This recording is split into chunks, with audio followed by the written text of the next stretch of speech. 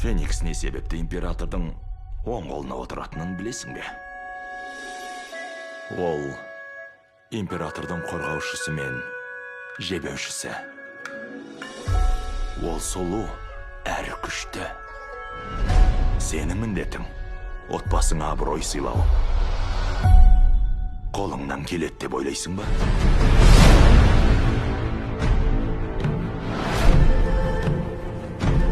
Тұрғындар, солтүстіктен басқыншылар шабуылдап жатыр.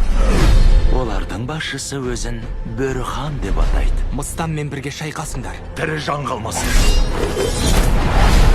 Мәртебелі императордың жарлығы бойынша әр отбасынан соғысқа бір ер кісі аттануы керек. Сенің ұлың жоқ па? Құдай маған 2 қыз сыйлады. Соғысқа өзім барам.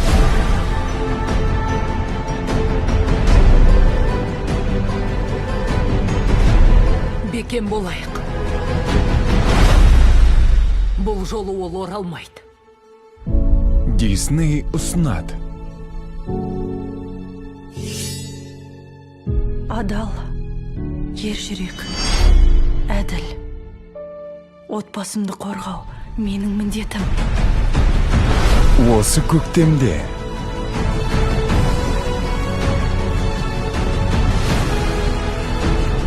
Бабалар, оны қорғап жебеп жүріңдер.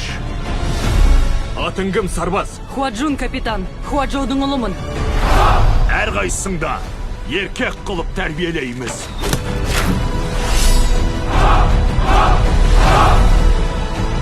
Қақпаны жақ!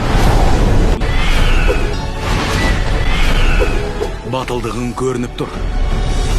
Алайда сен жасқанасың.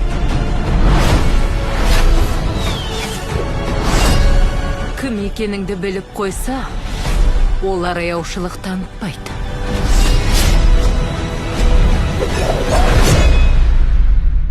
Хуа Муланмын. Мен абыройымызды қорғайым.